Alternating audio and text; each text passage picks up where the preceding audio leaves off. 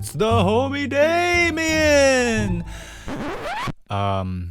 What up, y'all? Happy Halloween. As you can see, I'm dressed up as Monokuma from Danganronpa. Hope y'all have fun this year. Stay safe. Be responsible if you go out, whether you're a kid or an adult. But yeah, because it's the spooky season, I thought I'd watch one of my favorite animes of all time, Mob Psycho 100, because, you know, it's got spirits and, you know, some spooky stuff, right? Also, season 3 recently just got announced, so the hype's got me wanting to rewatch the show. So that's what I'm gonna do. We're gonna watch off season 1 right here, right now.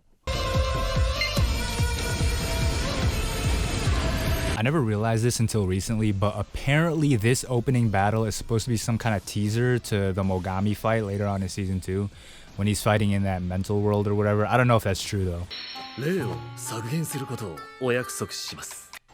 He's so obviously the best character in the show, dog. It's crazy. And hey, at some point, I'm gonna switch to the English dub for like an episode, because y'all sleep on the English dub of this show. It's really good. Shout out to Christopher Nyosi. He kills it as Reigen. Don't ever disrespect his performance. Hey, fun fact, might be obvious to some, but the reason they call him Mob is, one, because he obviously looks like a mob character, as in like a background character, but also because his name is Shigeo, right? The kanji apparently can be read as like Mobu or some shit. That's why kids would bully him, calling him Mob. Oh, one of the best openings in modern anime. If you want to see me break down the music, here, check out this video. Yeah, get him, Reigen. I've heard a lot of people say the humor in this show is hit or miss, but like, I can see that, but I mean, I love it, man.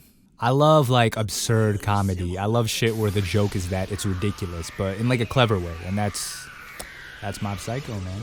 I really wish this show wasn't marketed with its action scenes, like people thinking it's a battle shonen or whatever, because I hate how there's always the conversation of, oh, how strong is Mob? Like, what's his power scale? It's like the people who are like, how strong is Saitama really? What's his power level? Like, you're missing the fucking point, bro. It's not about whether Saitama can beat Goku or if Mob is planetary level or some shit. Like, this isn't Naruto, you feel me? All you need to know is that he's strong.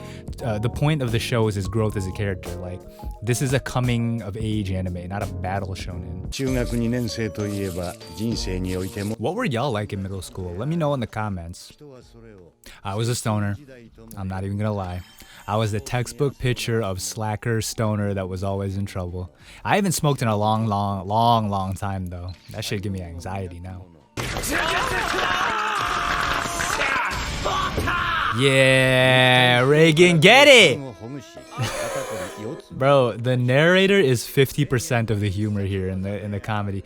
It helps in comedy. It helps to have that juxtaposition, right? You have a deadpan narrator describing something ridiculous on the screen. That's what makes it funny. Which is why I fucking hate the Kaguya-sama dub, because they made the narrator all like whoa, whoa, whoa, like goofy, and it's like, bro, you're ruining the jokes. The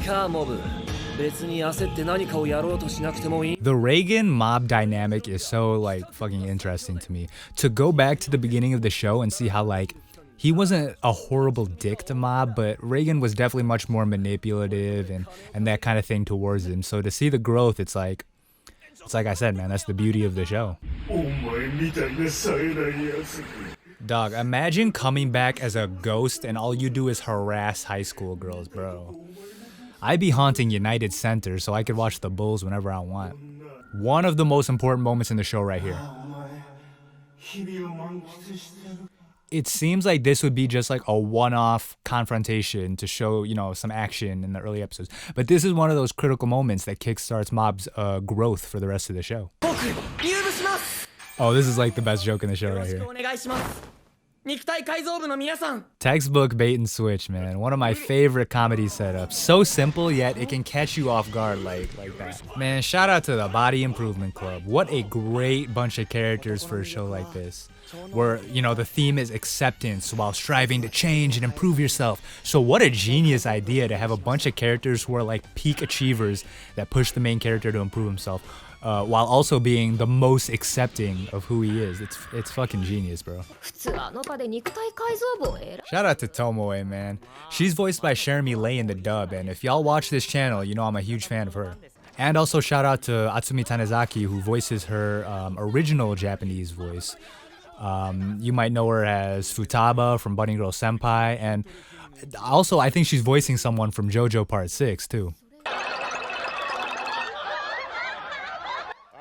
This whole cult sequence is low-key terrifying, or like weirdly unsettling. Doesn't the imagery here give like KKK vibes?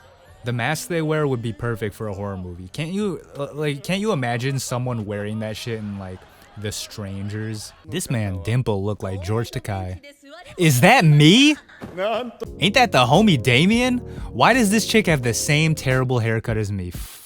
Actually, nah, this is me. Oh, fuck. God damn, I really do look like that, don't I? Fuck me. I can kinda understand why a lot of people get turned off by these opening episodes, like, oh, this is too silly, like, what the fuck? I mean, if you don't know what to expect when watching this, it's hard to tell if you should be taking this sequence seriously or if they're trying to, like, make a joke about how goofy it all is, right? Amazing delivery by the narrator, amazing timing and script, like, what a moment. And people will take this great scene and put it in their YouTube compilation, top 10 most badass anime rage moments, and it's like, oh god, don't give people the wrong idea about this show, please. Now that I've watched JoJo, I've only just realized that this dude is a giant Josuke homage. I'm saying it now because I already know y'all JoJo fans would have commented it 100 times if I didn't. Sleeping on the floor is so underrated, bro. Like, I slept on a futon when I first moved into LA, and that shit was so comfy. My back felt so good. Take care of your back, y'all. Invest in a good mattress, keep good posture, you know, and be like Mob. Drink your milk to fix your brittle-ass bones. This is me making my YouTube thumbnails. I don't know what the fuck I'm doing in Photoshop. Dude, Reigen is the embodiment of fake it till you make it. Like, the gag of him just bullshitting his way through life never gets old, dude, I swear. Why is this face not memed more, especially with that, what is he talking about? That's like the perfect reaction image. Y'all gotta use that on my Twitter post. Hey, follow me at the Damian Gold with underscores on Twitter. Shameless plug. I be tweeting that anime news. Oh my god, here we go! This is why you gotta go to the gym to make friends. That way when you need them to pull up on someone, they're actually intimidating. Because some of you guys be calling your friends to jump people, talking about, I got shooters, and they look like the senpai from Nagatoro. One of the best episodes of the season, keeping it a buck. Hakuyu worked on the animation for this episode, and if you don't know him, he did some stuff for My Hero Academia, but also the famous Fate Apocrypha episode. So shout out to him and the team at Studio Bones for creating a beautiful looking episode.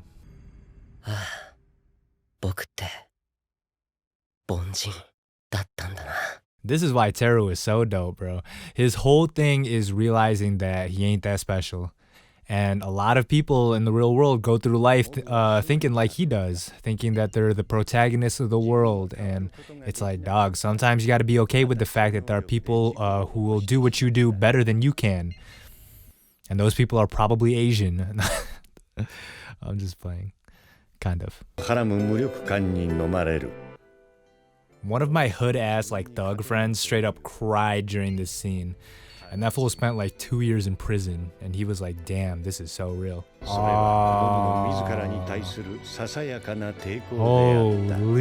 dude, what a moment. This is actually one of the best TV shows of all time. Great OST too, done by Kenji Kawai, I think. Correct me if I'm wrong. Yes, dude! I feel like I'd love this show just the same if every episode was just 30 minutes of skits of like Reigen scamming different customers. If you think about it, these two are just a gender swap Dandadan. That's crazy. They should have had her ass get possessed by a spirit. Oh yeah, baby. Unironically, the best anime characters of all time right here.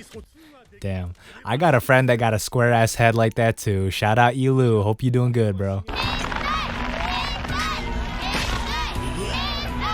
Oh, Josuke. Come on. Leave that man alone. Hentai. Me at Anime Expo trying to find the Dojin booths.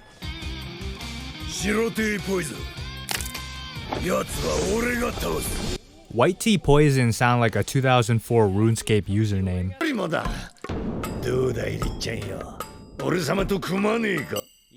God, I always forget that Dimple was still a pretty huge dick for the majority of the first season, which is crazy because he's such a beloved character, but it's like, damn, he was still kind of an antagonist at this point.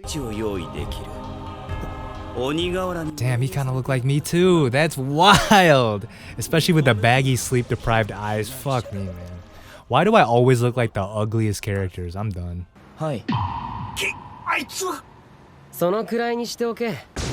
Yeah, Teru! I wish he kept that hair for longer, man. What a look. Dog, after getting his ass whooped, Teru really turns into one of the best characters. Get him, reigen. This happened to me when I was on vacation in Thailand once. Some dude tried to act like I broke his cheap ass statue at like a street vendor. Literally, the move is to just walk away. At least that's what I did. Like, what are you gonna do? Like, what are they gonna? They're gonna chase you down? They're not gonna call the cops since it's an obvious scam. So just leave. Y'all know why this show is so good? Because it presents simple themes in a way that's relatable and like thought-provoking. Because really, I'm sure anyone with siblings can relate to the idea of being in your sibling's shadow and feeling inferior to them and resenting them. That's not the most complex idea. It's not like some grand commentary, on the meaning of life, or, like some Attack on Titan, freedom versus fascism. It doesn't need to be that. It's just a simple, relatable human situation.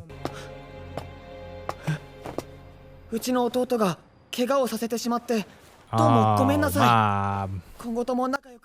It makes it so much worse when someone just dominates you at something you want to be good at, and they're all humble and kind about it too. It's like, fuck, I want you to be a cocky asshole, but you're not. God damn! Yo, chill! Damn, I really forgot how brutally he got his ass beat. Jeez.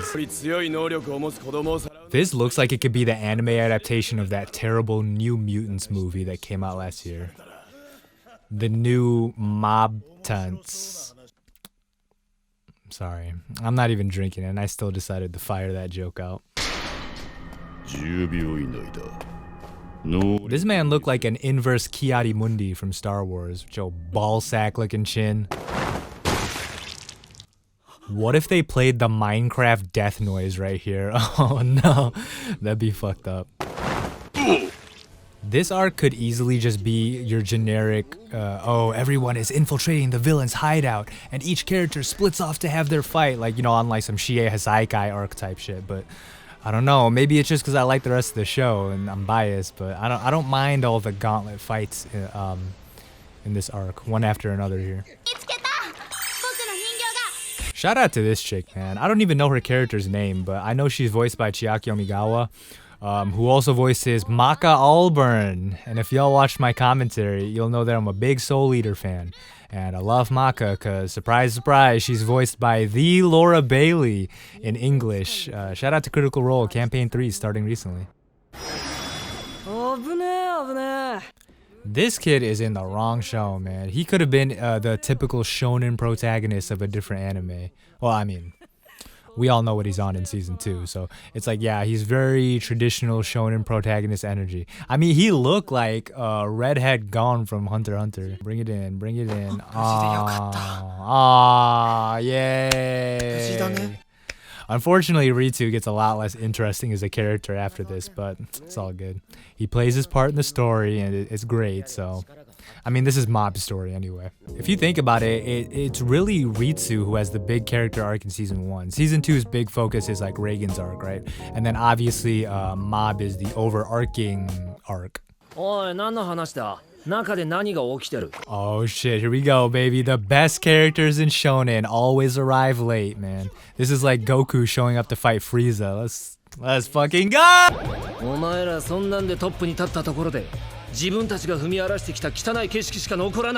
Get him, Reigen. Holy this is why charisma is the most important stat. Y'all gotta max out your charisma early, and it'll get you through life easier than being smart or strong-will, trust me.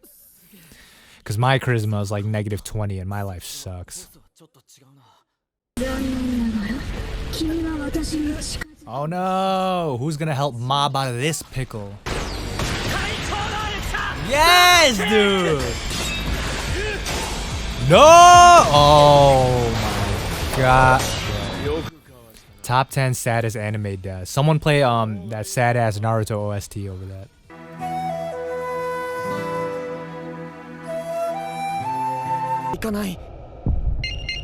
Another big complaint is that like Reigen's message here seems so contradictory towards what Mob learns in Season 2, which is he can use his psychic powers for good, but I actually think it's complementary because I mean you'll see literally in this next scene, Reigen teaches him from the start that the most important thing is being kind. He's telling Mob not to fight here because he knows Mob isn't ready yet to handle the idea of fighting without the intent to kill. Because, I mean, he literally went 100%, what is it, murderous bloodlust, right? Or murderous intent right here. Damn. Show over. Reigen dies and Mob kills everyone on the planet. End of the show.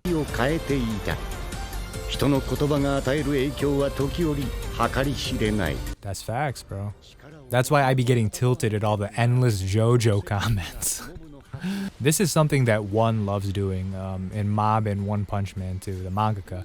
Just having an invincible character getting whooped and just thrown around through walls or whatever, and they're just not giving a fuck about it. Like you remember Saitama versus Boros? It's like that.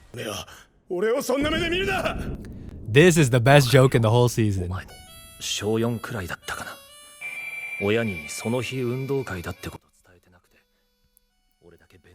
Damn, bro, I cry every time. That's so real, bro.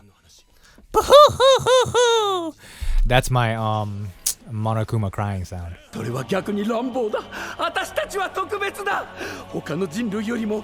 Once again, this is the thesis statement of the show. Like, special abilities don't really mean shit. They don't make you any better or worse than anyone. Like, the most important thing is just, as cliche as it is, the most important thing is just being a decent person. Damn, I want to know how many people got baited into thinking this dude was going to be a waifu material character. Then he takes his mask off and you get Darth Sidious.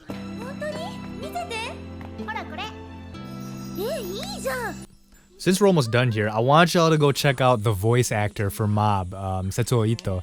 Look up the video of him eating like dairy products or some shit. Is the most wholesome thing you'll ever see. He literally acts like Mob in real life. Alright, well, that's that. I'm not gonna watch the little after story with Tsuchinoko.